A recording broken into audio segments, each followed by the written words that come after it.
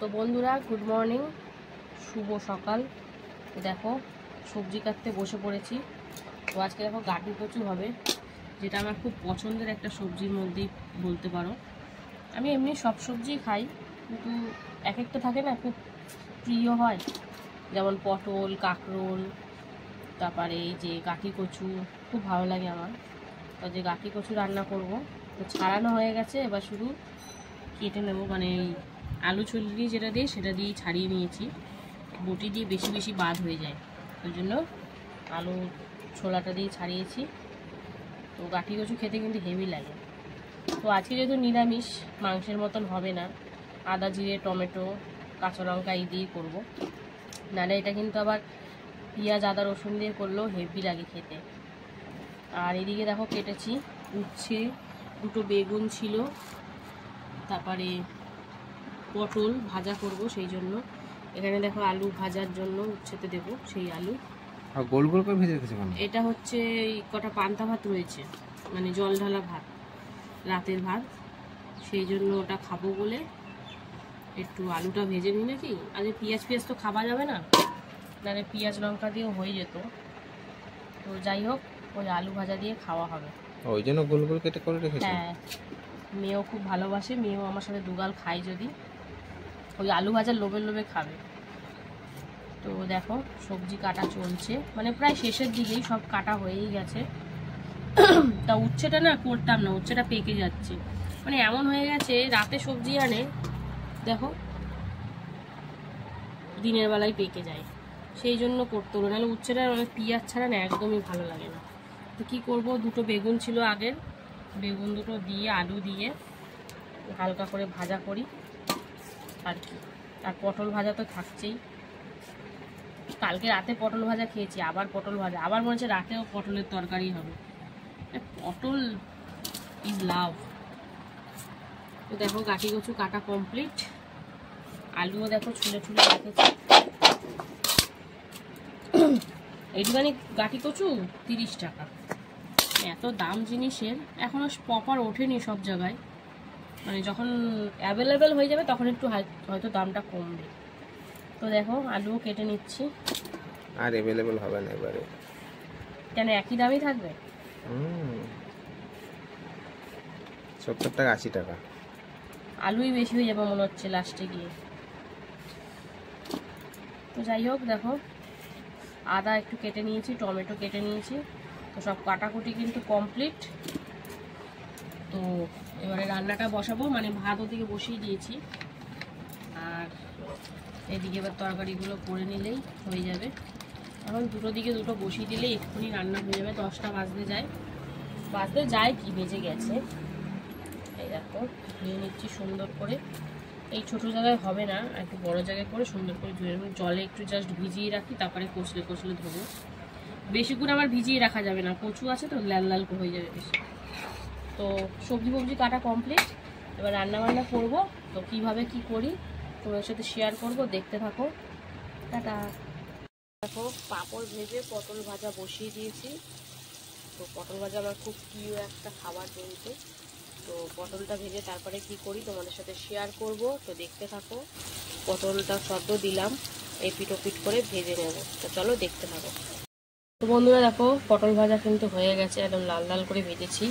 তারপরে চলছে এখানে গোল গোল করে আলু ভাজা, যেটা কটা পান্তা ভাত রয়েছে খাওয়া হবে। দেখো কমিয়ে দিয়েছি যাতে ভিতরটা প্রপার সিদ্ধ হয়ে যায়, নাহলে দেখবে পুড়েই যাবে, কাঁচা থেকে যাবে। তো আলু ভাজাটা হয়ে গেলে তারপরে কি করি তোমাদের সাথে শেয়ার করব, দেখতে থাকো। তো বন্ধুরা দেখো উচ্ছে আলু বেগুন ভাজা বসিয়েছি, শুকনো লঙ্কা ফোড়ন দিয়ে লবণ হলুদ সব দিয়ে দিয়েছি। তো এবারে কিন্তু লাল লাল করে ভেজে নেওয়ার পালা। তো বেগুন অল্প ছিল বলে দিয়ে দিয়েছি, নাহলে দিই না বেশি ভাগ করতে, উচ্ছে আলুই ভাজি। তো বেগুনটা দিয়েছি আজকে। তো এখানে ভাজাভুজি চলছে। আর এখানে দেখো গাছি কচুর তরকারি বসিয়ে দিয়েছি, জিরে ফোড়ন দিয়ে আর হলুদ দিয়ে দিয়েছি, লবণ দিয়ে দিয়েছি। তখন একটু হালকা ভাজাভাজি করে তারপরে একটু কিছু মশলা অ্যাড করে দেবো। তো এই বছরে প্রথম খাচ্ছি গাছি কচু, তো আমার তো খুব প্রিয় সবজির মধ্যে একটা। তো দেখো হচ্ছে এদিকে রান্না। তো চলো দেখতে থাকো কীভাবে কী করি না করি। তোমার সাথে শেয়ার করবো, দেখতে থাকো।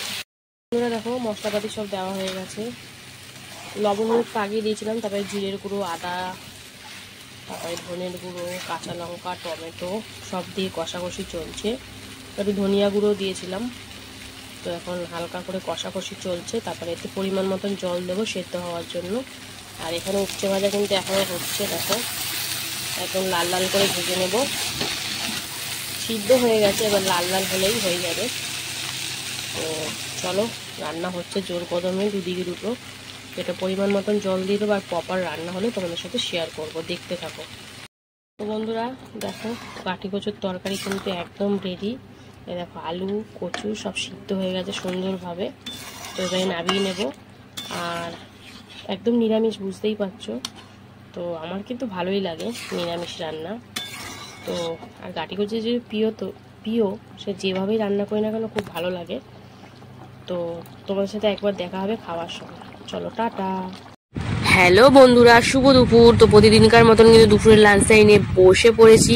তো আজকে শুক্রবার দুপুরের লাঞ্চ মেনুতে কি আছে তোমাদেরকে তো অবশ্যই দেখাবো এবং বলবো। তার জন্য ভিডিওটা প্রথম থেকে শেষ অবধি দেখতে থাকো। ভালো লাগলে লাইক করতে ভুলো না।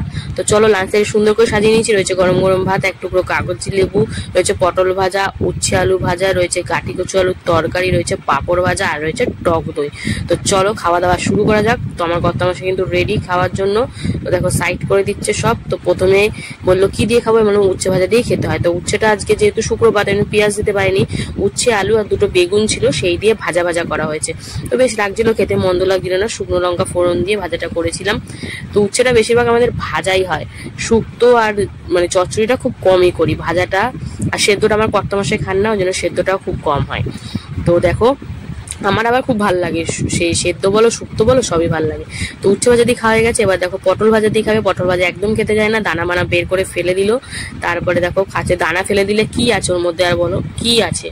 তো যাই হোক আমার জন্য রেখে দিয়েছে আবার সাইড করে দানাগুলো। তারপরে দেখো বাকি ভাতটা ভেঙে নিল। এবারে কিন্তু গাঠি কচু আলুর একদম নিরামিষ সিম্পল তরকারি করেছিলাম, আদা জিরে কাঁচা লঙ্কা টমেটো ফমেটো দিয়ে, এটা গামাখা গামাখা। তো দেখো লেবু চিপে নিল। তো আমার কিন্তু গাঠি কচু খুব একটা হেভি সবজির মধ্যে পড়ে, খুব ভালো লাগে। বেশিক্ষণ ভাত চিবাতে লাগে না, মুখে দিলে সরাত করে ঢুকে যায়। তো আমার খুব প্রিয় সবজির মধ্যে পড়ে একটা। তো আর সাথে ছিল পাঁপড় ভাজা। তো এই দিয়ে আমার কর্তামার সাথে জমিয়ে লাঞ্চ করছে। তো নিরামিষ হলে হবে কি, আজকে গাঠি কচুর তরকারিটা হেভি টেস্ট হয়েছিল, আর একদম মোমের মতন গলে যাচ্ছিল জানো গাঠি কচুগুলো, মানে হেভি লাগছিল দেখতে। তো দেখো কর্তামশাই একটু পাঁপড় ভাজা, একটু কচু আর একটু আলু দিয়ে আবারও মুখে পুরে নিল। তো এরম ভাবে খাওয়া দাওয়া চলতে থাকবে।